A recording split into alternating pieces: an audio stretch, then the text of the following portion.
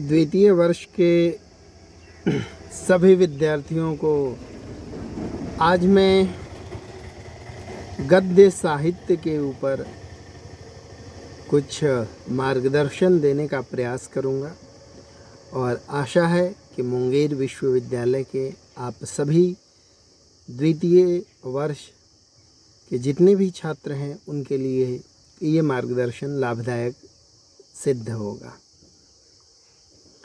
सबसे पहले आपके पाठ्यक्रम में जो लगा हुआ है वो है कादम्बरी।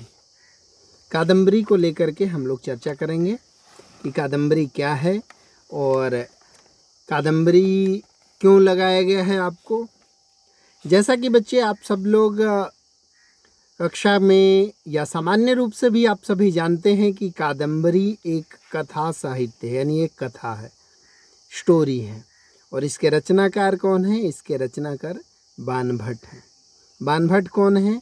बाणभट्ट संस्कृत साहित्य के ऐसे मूर्धन्य गद्य साहित्य के लेखकों में से हैं और ऐसे सौभाग्यशाली लेखक हैं जिनका समय, जिनका देश, जिनका स्थान सब कुछ ज्ञात है, सब कुछ सुनिश्चित है, कुछ भी अनिश्चित नहीं है, जैसा कि प्रायशः संस्कृत के सभी महाकवियों अथवा विद्वानों के साथ हुआ है।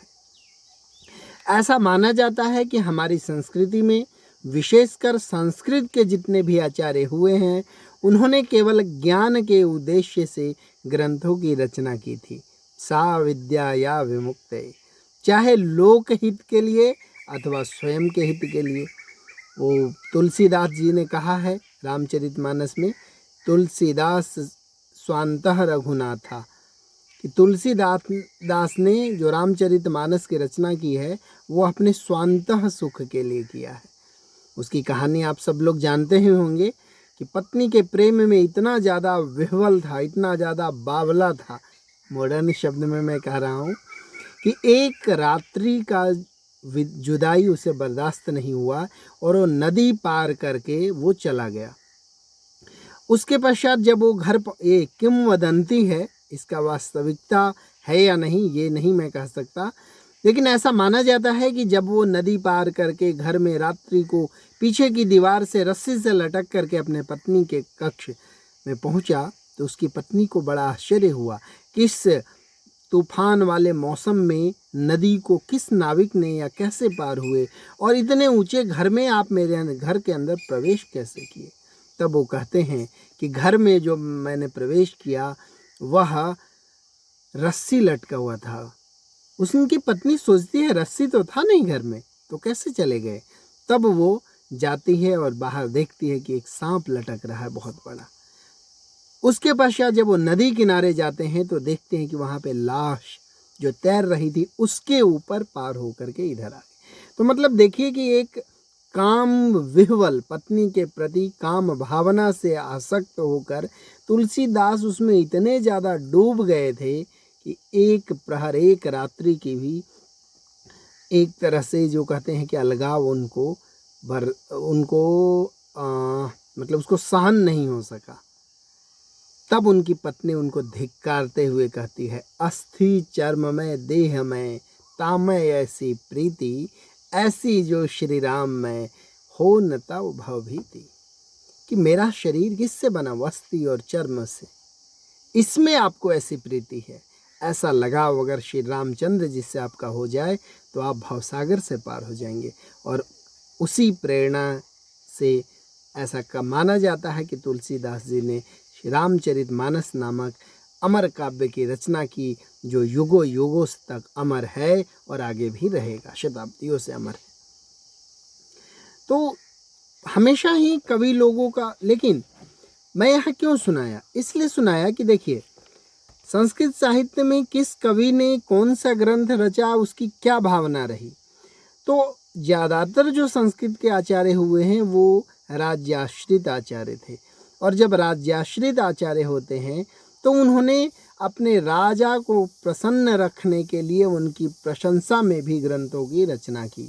कई बार राजा की जीवनी को आधार बना करके उन्होंने अनेक महाकाव्य, कथा, कहानी की रचना की थी। लघु काव्यों की भी।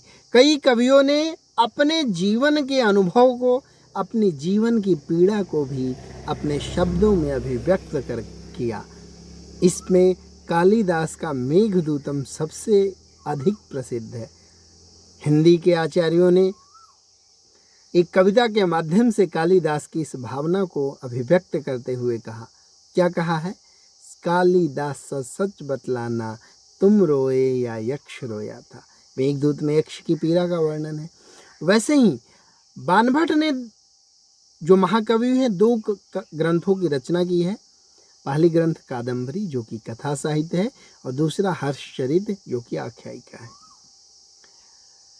हर्षचरित में राजा हर्ष यानी 606 से 640 के आसपास संभवतः ये दिल्ली के शासक हुए थे। अंतिम हिंदू शासक हर्षवर्धन प्रसिद्ध हैं। उनके ये राजाश्रित कवि थे। उसके पश्चात इन्होंने कादम्बरी की रचना की जो कथा साहित्य है। इसमें जन्म जन्मांतरों के स्टोरी है, जन्म जन्मांतरों की कहानी है, लव स्टोरी मॉडर्न लैंग्वेज में आप कह सकते हैं। बड़ा ही अच्छी इसकी कहानी है, इसके पात्र हैं। और जो हमारे यहाँ जन्म जन्मांतरों का प्रसिद्ध है, जातस्य ही ध्रुवम मृत्यु ध्रुवम जन्म मृतस्य च, यानी जन्म मृत्यु कर्म फल जो है वो सब कुछ इसमें दर्शाया गया है। अब यहाँ पे 2 शब्द आया, कथा और आख्यायिका। सबसे पहले मैं कादम्बरी में प्रवेश आप सबको करवाऊं, लेकिन उससे पूर्व मैं चाहता हूं कि आप सभी कथा और आख्यायिका इन 2 चीज़ों से सभी लोग परिचित हो जाएं। ये हमारे लिए बहुत आवश्यक है। अब हम लोग बात करते हैं सबसे पहले कथा की। देखिए, संस्कृत में नाट्यशास्त्र, काव्यशास्त्र यानी जो काव्य शब्द आया तो सबसे पहले आप सबको ध्यान दिला दूं कि काव्य का अभिप्राय संस्कृत साहित्य में अथवा संस्कृत साहित्य शास्त्र में काव्य मीन्स पोएट्री यानी कि कविता के लिए नहीं है। यहाँ पे काव्य का अभिप्राय लिटरेचर यानी संपूर्ण साहित्य के लिए है। हमारे काव्यशास्त्र के आचार्यों ने जब काव्य को परिभाषित किया तो भामा ने सबसे पहले कहा शब्दार्थ सहित काव्यम। शब्द और अर्थ के संहिता को, शब्द और अर्थ के सहित को, शब्द और अर्थ के संयोजन को काव्य कहा जाता है। गद्यम पद्यम च तद्विधा।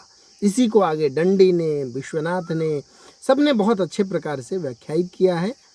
यहाँ पे जब हम लोग बात कर रहे हैं काव्य यानी कि साहित्य, मॉडर्न लैंग्वेज में अगर इसको हम लोग ले तो लिटरेचर कह सकते हैं। अब इसमें हम लोग क्या देखते हैं कि जब हम लोग साहित्य की बात कर रहे हैं तो सबसे पहले इन्होंने क्या कहा, गद्यम पद्यम च तद्विधा।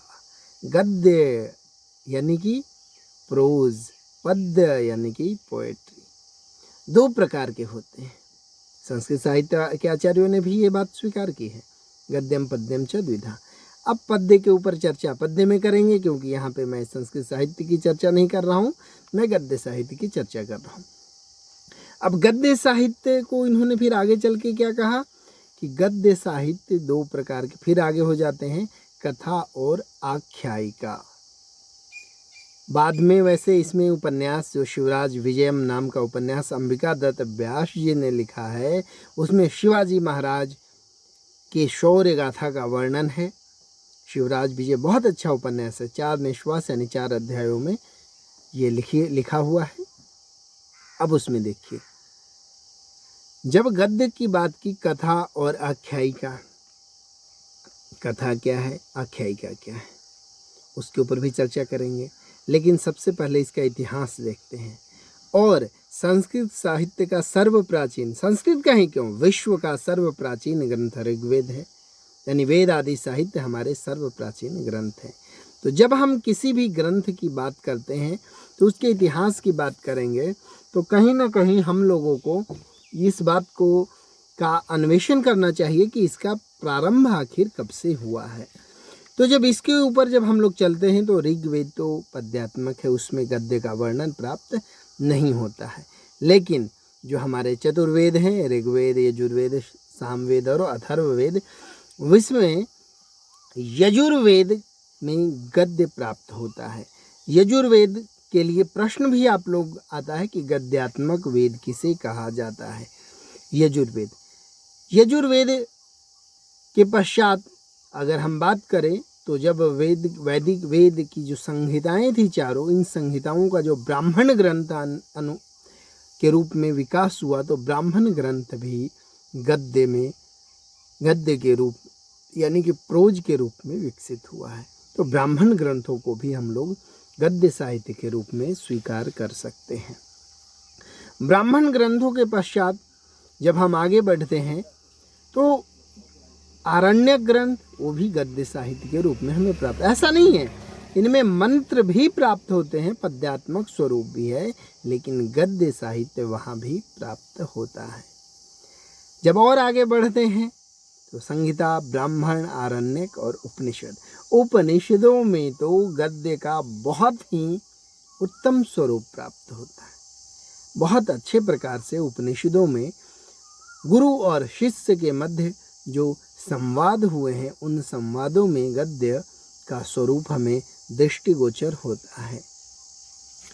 अब जब हम आगे बढ़ते हैं तो वेदांग साहित्य। वेदांग कितने हैं आप सबको पता ही है कि वेदांग हमारे 6 हैं।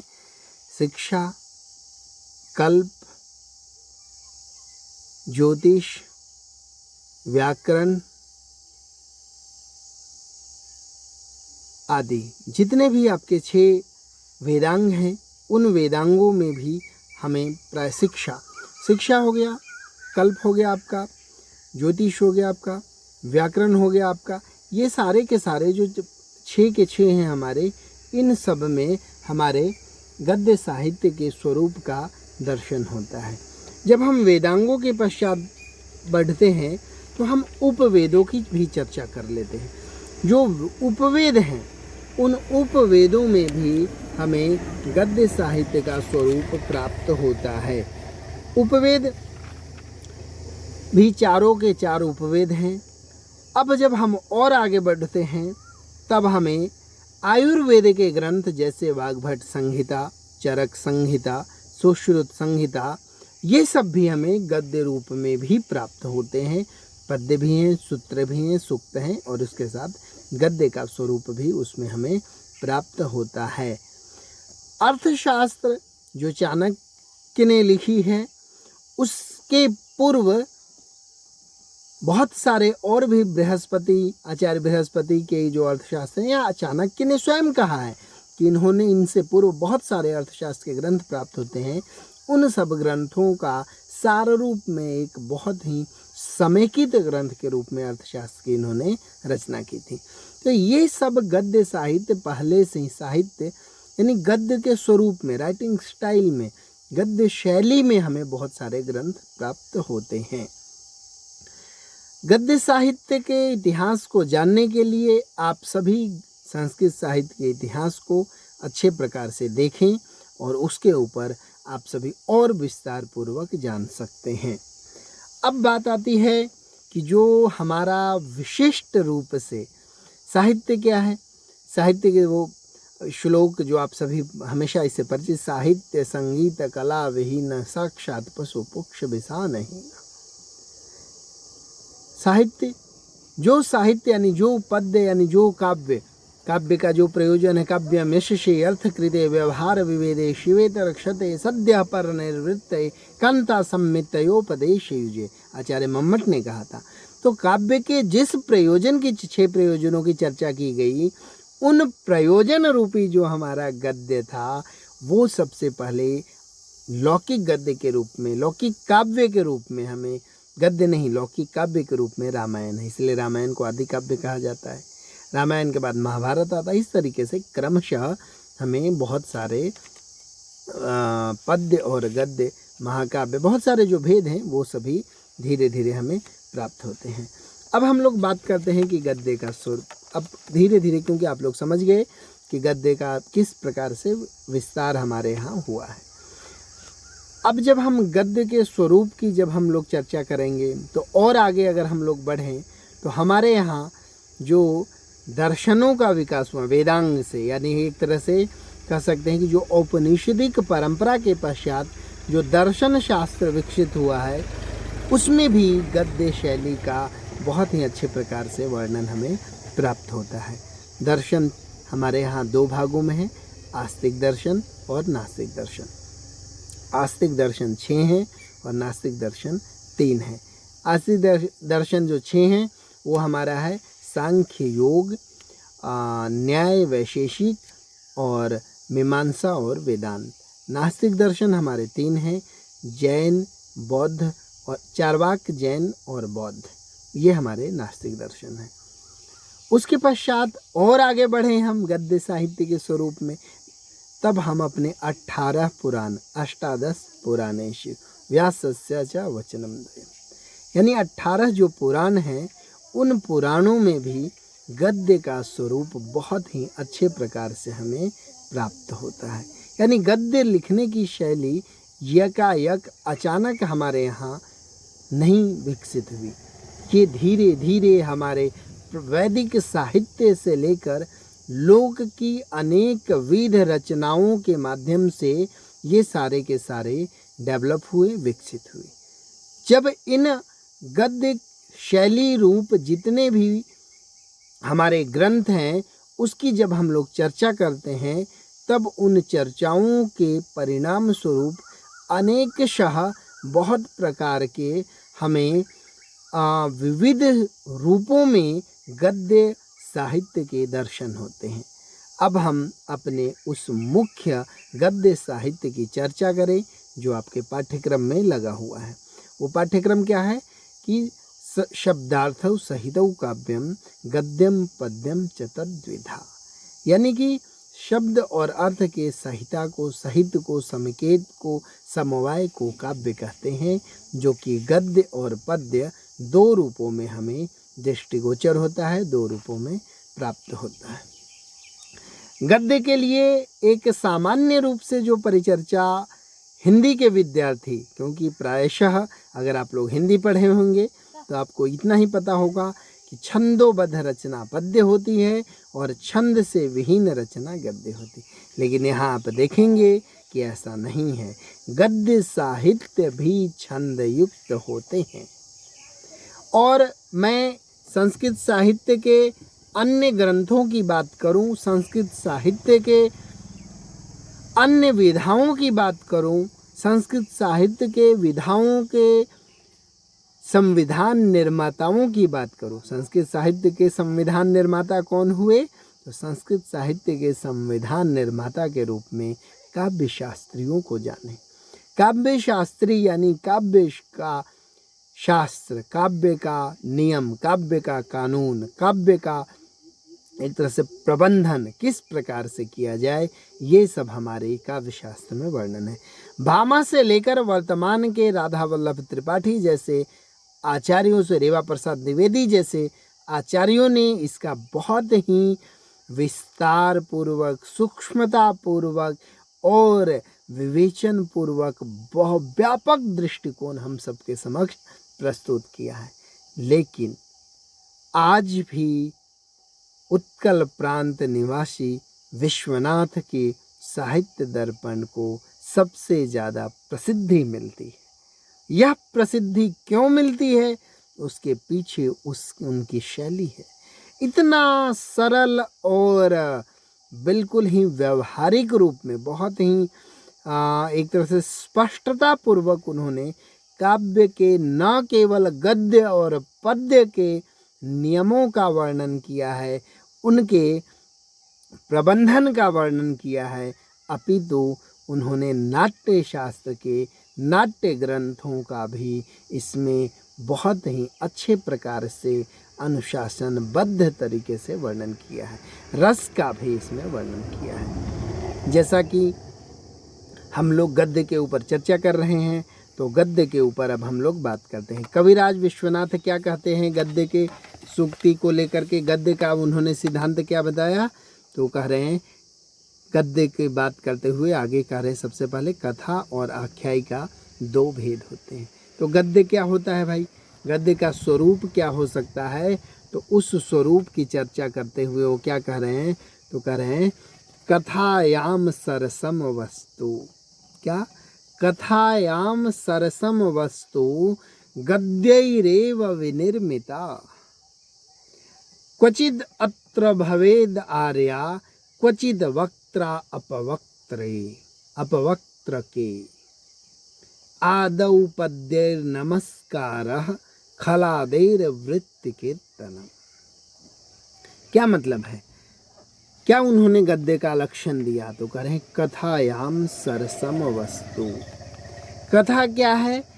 कथा बहुत ही सरस कथा वस्तु वाला, वस्तु यानी कि उसकी कहानी, उसकी स्टोरी। कथा का जो कहानी है, कथा का जो विषय वस्तु होता है अत्यंत ही सरस होता है। सरस, रसपूर्वक, रुचिपूर्वक। जैसे आप लोग कथा, कोई कहानी पढ़ते हैं, कोई चीज़ सुनते हैं तो क्या कहते हैं? मज़ा आ गया, आनंद आ गया। तो ऐसा सरस।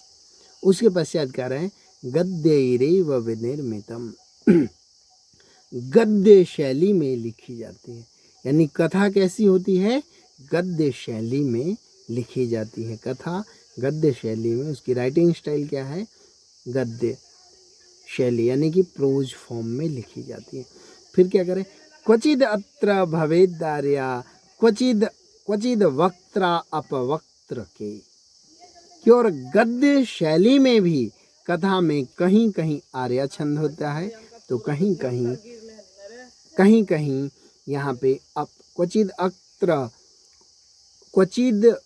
क्वचिद वक्त्रा अपवक्त्र, और कहीं कहीं इसमें वक्त्र तो कहीं कहीं अपवक्त्र छंद होते हैं।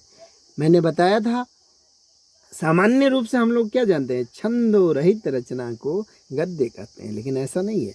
संस्कृत साहित्य का जो भाग है गद्य साहित्य, वो छंद युक्त होता है। और उसमें कौन कौन से छंद हो सकते हैं? कहीं पर आर्या छंद, कहीं पर वक्त्र छंद, और कहीं पर अपवक्त्रक छंद। आगे क्या करें? आदौ पद्यैर नमस्कार खलादैर्वृत्तिकीर्तन। क्या करें? आदौर पद यानी आदि, यानी जो साहित्य है, जो गद्य से, जैसे कादम्बरी है, तो उसके प्रारंभिक पद्यों में नमस्कार आत्मक, यानी नमस्कार किया जाए। किसको नमस्कार किया जाएगा? हमारे यहाँ तो एक ही है हमारे, एक। उसके पश्चात हमारे यहाँ और क्या कहा गया है? एकम सद विप्रा बहुधा वदंती। तो वो एक ही है, उसको विद्वान लोग अलग अलग नामों से जानते हैं। तस्य वाचिका प्रणव योग दर्शन। यानी हमारे यहाँ विविध रूपों में किसी भी नाम से उसको नमस्कार किया जाए, लेकिन उस परम शक्ति को आदि के पद्यों में, प्रारंभिक पद्यों में नमस्कार अभिव्यक्त किया जाता है। इसको आप लोग मंगलाचरण भी कह सकते हैं। उसके पश्चात क्या है? लेकिन यहाँ पे केवल नमस्कार है। मंगलाचरण में और भी स्तुति है, वो मंगलाचरण अलग हो जाता है, लेकिन मंगलाचरणात्मक ही प्रक्रिया यहाँ पर भी होती है। लक्षण के अनुसार, लक्षण में इन्होंने मंगलाचरण शब्द प्रयुक्त नहीं किया, नमस्कार प्रयुक्त किया है। अब उसके आगे क्या करें? खलादैर वृत्ति कीर्तनम। खल शत्रु, दुष्ट प्रवृत्ति का क्या कर रहे हैं कि उसके पश्चात क्या किया जाता है इसमें कि खल यानी दुर्जन, आदि यानी कि सज्जन, इन दोनों के स्वभावों का वर्णन किया जाता है। कि खल क्या होते हैं, दुष्ट क्या होते हैं, उनके स्वभाव का वर्णन किया जाता है। क्यों किया जाता है? देखिए, मेरा इसमें व्यक्तिगत मानना ये है कि शब्द नित्य होते हैं। दर्शनकारों, दर्शन शास्त्र के आचार्यों ने भी माना है, जो और मॉडर्न वाले में दर्शन नहीं, आधुनिक जो मनोवैज्ञानिक हैं, conscious mind, subconscious mind and unconscious mind, चेतन, अवचेतन, अचेतन मन, उसमें भी तो माना जाता है कि कॉन्शियस माइंड ने जिस चीज़ को एक बार देख लिया, वो जो उस कॉन्शियस माइंड में आ गया, वो सब कॉन्शियस माइंड में यदि बार बार अभ्यास हुआ तो वो अनकॉन्शियस यानी अचेतन मन में परमानेंटली यानी स्थायी रूप से संचित हो जाता है, परमानेंटली सेव हो जाता है। प्रायशः हमारे आचार्यों ने कथा के प्रारंभ में ये शिक्षा देने की कोशिश की होगी, जैसे पंचतंत्र आदि में बाद में मोरल ऑफ द स्टोरी होता है। तो इस प्रकार से इन्होंने कथा का लक्षण दिया। अब आख्यायिका क्या होता है उसके बारे में, हाँ, कथा का उदाहरण इन्होंने के रूप में हम लोग एक तो बाणभट्ट की कादम्बरी, उसके अलावा दंडी का 10 कुमार चरित और धनपाल आचार्य धनपाल हैं उनकी तिलक मंजरी इन ग्रंथों को शामिल कर सकते हैं। इन उदाहरण आचार्य धनपाल की तिलक मंजरी, बाणभट्ट की कादम्बरी और आचार्य दंडी का दश कुमार चरित, ये सब कथा साहित्य के रूप में हमारे पास उदाहरण के रूप में है। अब हम लोग बात करते हैं आख्यायिका की। आख्यायिका तो आख्यायिका का लक्षण क्या करते हैं? आख्यायिका कथावत स्यात् कवेर वंशानुकीर्तनम। क्या कह रहे हैं? आख्यायिका कथावत स्यात् कवेर वंशानुकीर्तनम अस्यामन्य कवीनां च वृत्तम पद्यम क्वचिद क्वचित। फिर क्या करें? कथांशानां व्यवच्छेद आश्वास इति बध्यते आर्या वक्त्रा अपवक्त्राणां छंदसा येन केनचित्। क्या कह रहे हैं? आख्यायिका कथावत स्यात् कवेर वंशानुकीर्तनम। आख्यायिका भी कथा के ही समान होती है, यानी अब तक जो लक्षण आपने कथा के सुने सेम एज इट इज वैसी ही रचना, वैसा ही ग्रंथ, वैसा ही स्वरूप आख्यायिका में भी प्राप्त होती है, लेकिन कुछ अंतर होता है। और वो अंतर क्या है? तो कह रहे हैं कि कथावत स्यात् कवेर वंशानुकीर्तनम, कि लेकिन इसके प्रारंभ में या इसके अंत में कहीं भी कवि के वंश का वर्णन होता है। यानी जो कवि आख्यायिका का ने, जैसे बाणभट्ट ने हर्षचरितम नामक आख्यायिका लिखी, तो उसमें इनके पूरे खानदान का, वंश का, कुल का वर्णन होगा, और इसमें है भी। इसीलिए मैंने कहा था इनका सब कुछ प्राप्त है, नाम, स्थान, वंश, कुल, सब कुछ। फिर क्या करें? अस्यामन्य कवीनां च वृत्तम पद्यम क्वचित क्वचित। फिर क्या करें? अस्याम यानी आख्यायिकायाम। आख्यायिका में जरूरी नहीं है कि स्वयं का ही, जो उसका रचनाकार है उसके अन्य कवियों के भी वंशावली का वर्णन हो सकता है। और इसका जो इसकी कहानी है, कथा है, पूरा जो इसके स्टाइल है, राइटिंग स्टाइल, लेखन शैली, वो बीच बीच में पद्यात्मक भी हो सकता है। पद्य भी बीच में प्राप्त हो सकते हैं, कहीं कहीं पद्यों का भी प्रयोग बीच बीच में होता है। आगे क्या करें? कथा अंशानां व्यवच्छेद आश्वास इति बध्यते। और क्या कह रहे हैं? जो कथा है, कथा में सामान्य रूप से कथा शुरू होती है और धीरे धीरे समाप्त। इसमें क्या करेंगे? उसके अंशों का, अवच्छेदों का अध्याय रूप में विभाजन होगा, और उस विभाजन का नाम क्या होगा? तो करें कथांशानां व्यवच्छेद आश्वास। उसको आश्वास, जैसे चैप्टर 1